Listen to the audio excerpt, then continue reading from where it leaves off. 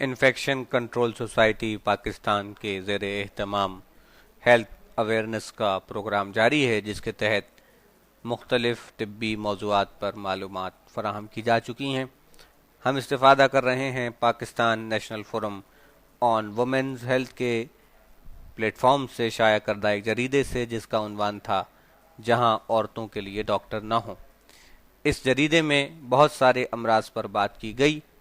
اس وقت ہم بالخصوص گفتگو کر رہے ہیں ایڈز کے حوالے سے، اور بالعموم ان تمام بیماریوں کے حوالے سے کہ جو کسی بھی مرض کو کسی بھی شخص کو لاحق ہو سکتی ہیں، کوئی بھی فرد ان کا شکار ہو سکتا ہے۔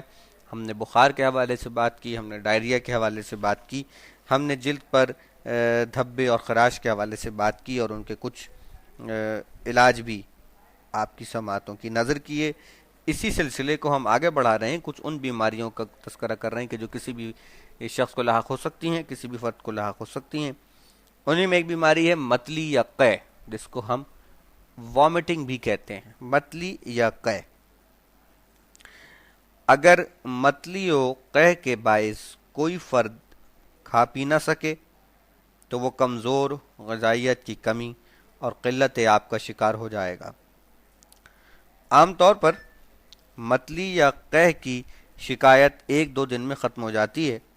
متلی اور قے کی وجوہات یہ ہو سکتی ہیں: انفیکشن، دوائیں، معدے اور آنتوں کی تکالیف، HIV انفیکشن۔ یہ وہ وجوہات ہیں کہ جو متلی اور قے کا سبب بن سکتی ہیں کہ اگر کسی شخص کو بہت زیادہ وامٹنگ ہو رہی ہے تو ہو سکتا ہے کہ اسے انفیکشن ہو گیا ہو، یا ہو سکتا ہے اس نے بہت زیادہ دوائیں کھا لی اور کسی نے ریئیکٹ کر دیا ہو، یا ہو سکتا ہے کہ معدے اور آنتوں میں کوئی تکلیف ہو، یا ہو سکتا ہے کہ اسے HIV انفیکشن ہو گیا ہو۔ اس کا علاج کس طرح ممکن ہے؟ صبح اٹھتے ہی خشک غذا کے کچھ لقمے کھائیں، مثلا روٹی، چپاتی وغیرہ۔ اسی طرح کھانا پکاتے ہوئے اس کی خوشبو سے بچیں۔ جی ہاں، کھانا پکاتے ہوئے اس کی خوشبو سے بچیں۔ اگر کسی چیز کی بو سے متلی محسوس ہو تو وہ چیز مت کھائیں۔ پودینے، ادرک یا دار چینی کی چائے کم مقدار میں صحیح مگر پئیں۔ لیمو کا استعمال زیادہ کریں، لیمو چوسیں۔ قے ہونے کے بعد منہ کے خراب ذائقے سے نجات کے لیے دانت صاف کریں اور خوب کلیاں کریں۔ تازہ ہوا کی آمد یقینی بنائیں۔ ٹھنڈے پانی میں کپڑا بھگو کر ماتھے پر رکھیں۔ اگر متلی یا قے کا سبب دوا ہو تو اس کی متبادل دوا معلوم کریں۔ اگر قے کی شکایات شدید ہو تو کیا کچھ کرنا چاہیے؟ نمبر 1، کم از کم 2 گھنٹے تک کھانے پینے سے گریز کریں۔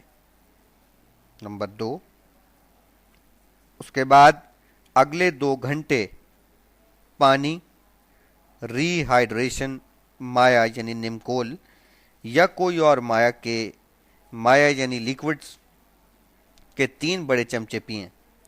پھر ہر گھنٹے بعد یہ مقدار 4 سے 6 کھانے کے چمچے کر دیں۔ اگر جینا مت لائے تو مائع کی مقدار بڑھا دیں۔ نمبر 3، اگر قے نہ رکے تو ہر 6 گھنٹے بعد 25 سے 50 ملی گرام پرو میتھازین استعمال کریں، ضرورت کے مطابق۔ نمبر 4، طبیعت بہتر ہونے پر تھوڑی تھوڑی غذا کھانا شروع کر دیں۔ ابتدا میں سادہ غذا، مثلا روٹی، چاول، دلیا وغیرہ کھائیں۔ سوال یہ ہے کہ مدد کب لی جائے، یعنی ایمرجنسی کی سچویشن کیا ہو سکتی ہے؟ کہاں آپ سمجھ سکتے ہیں کہ اب ایمرجنسی کی سچویشن ہے؟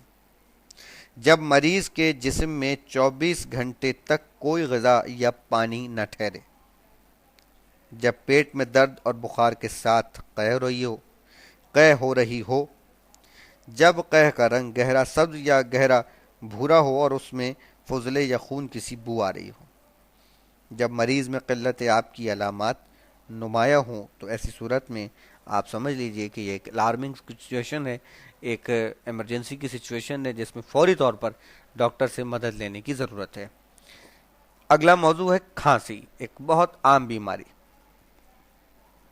کہ جس کو بیماری کلیتاً ریکگنائز بھی نہیں کیا جاتا، کہ کسی کو بتایا جائے کہ بیماری ہے تو لوگ اس پر توجہ نہیں دیتے، لیکن یہ پورے جسم کو ہلا کر رکھ دیتی ہے۔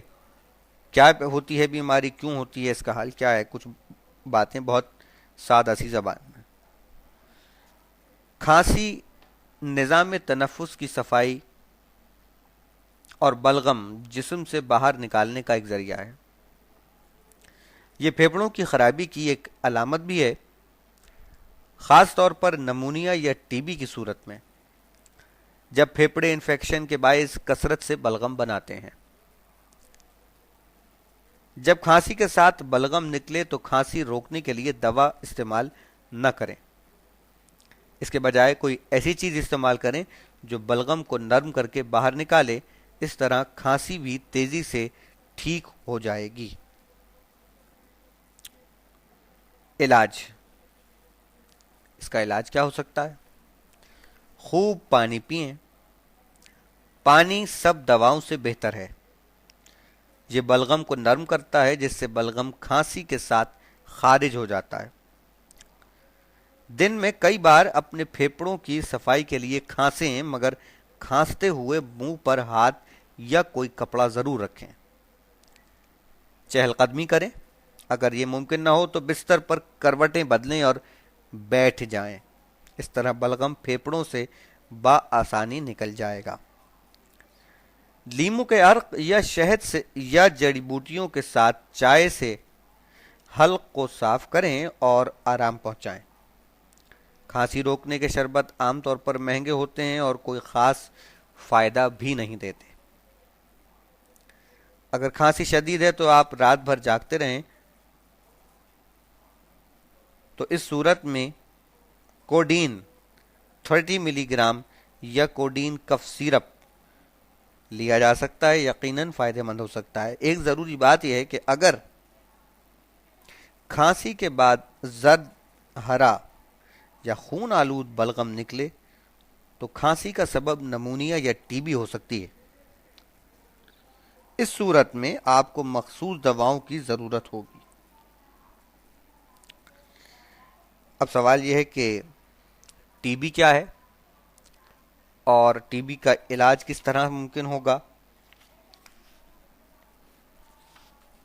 ٹی بی ایک خاص قسم کے جراثیم سے پھیپھڑوں کو پہنچنے والے شدید انفیکشن کو کہتے ہیں، نقصان کو کہتے ہیں۔ ٹی بی اور ایڈز کی علامات ایک جیسی ہوتی ہیں، جبکہ یہ یکسر مختلف بیماریاں ہیں۔